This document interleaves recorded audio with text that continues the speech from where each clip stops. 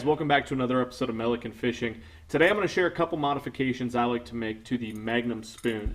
You know, big baits have been in the spotlight the last couple years in bass tournaments, and for good reason, especially out on the ledge lakes, deeper offshore stuff. And right there in the forefront has been the Magnum spoon. Guys are throwing bigger baits than they ever had before out there, big swim baits, spoons, hair jigs, chatterbaits, stuff like that, and obviously for good reason. And they're matching the size of the forage better, and they're showing the fish something they haven't seen before, and the results are overwhelming.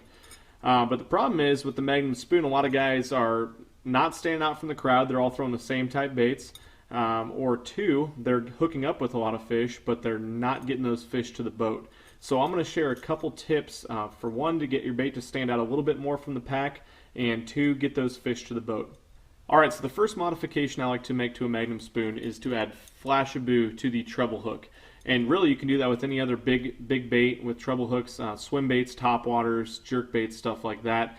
I think it adds a little bit bigger profile and a little bit more flash to the bait. Obviously, you can draw fish in from a further distance, and it looks like the big tail of a gizzard shad they're eating as well. So obviously the first thing you will need is a Magnum spoon. This is the 6 Sense Lures Crushed Magnum Spoon. It's my favorite on the market.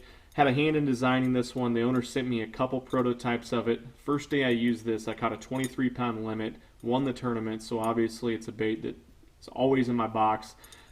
This one's custom painted. Obviously it's excellent looking bait. He releases them like this once in a while as well.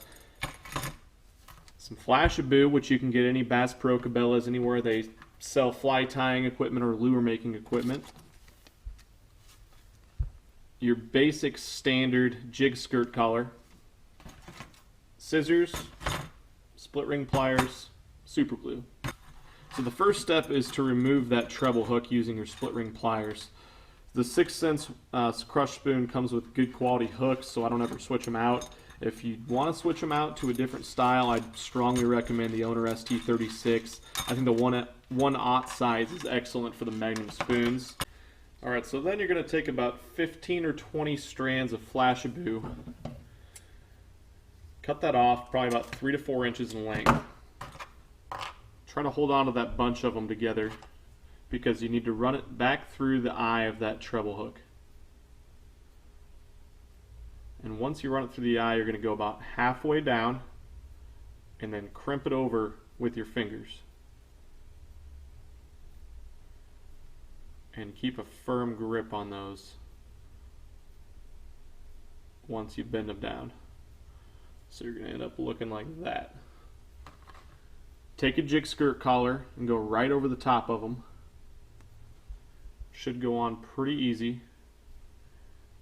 At that point, you are almost good to go. So we're going to trim off the excess so there's just a little bit of flare there on the bottom. Make them nice and even. You're going to add a drop of super glue.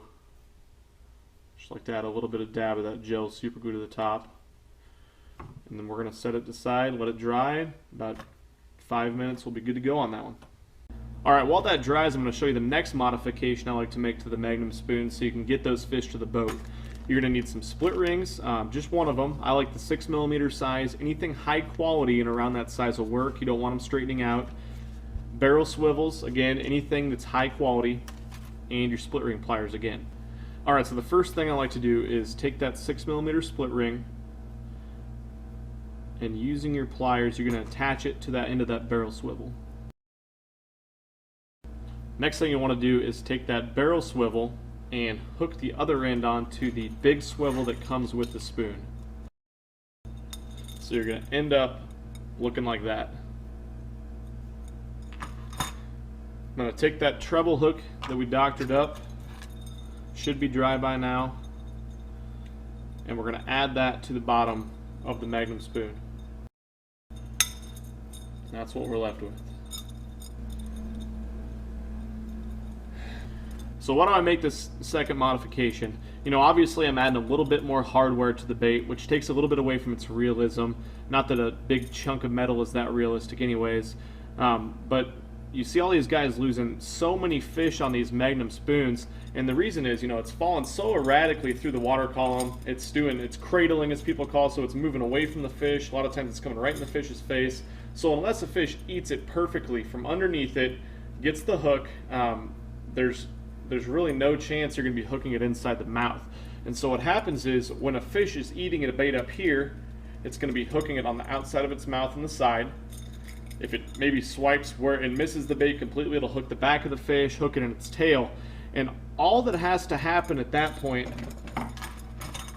when you have a hook that doesn't have the harness system, is that fish is hooked on the outside. All it has to do is turn once, and that spoon cannot turn anymore.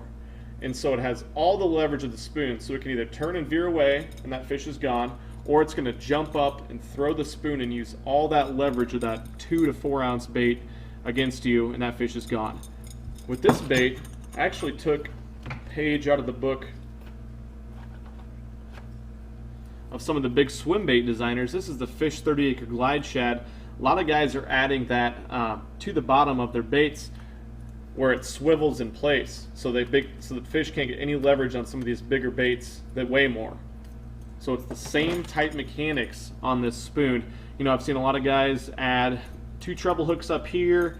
That's okay. Doesn't look realistic at all to the fish, and you're just adding more hook points, more pressure points, and kind of the same deal with frog fishing. How you add more pressure points, there's a least chance of a fish getting the hook penetrated deep in their mouth. Or with some of the guys adding the treble hook up here, up above the bait, which is fine. The problem is, we fish these baits a lot around grass, around brush piles, deep timber points, just anything with some scattered brush on it, and that just doubled the chances of you losing this bait. And so this, to me, is the best rigging system that I've found, because those fish get hooked, they can't throw it and use the weight of the bait as well, because they can't get the hook pinned. It's just going to spin. So those are the modifications I like to make to the Magnum spoon. Again, if you guys want to see any of the components or baits that I used in this video, check out the links in the description. It'll take you right to the sites. And let me know if there's any other videos you want me to see, as always. And thanks a lot for watching, guys.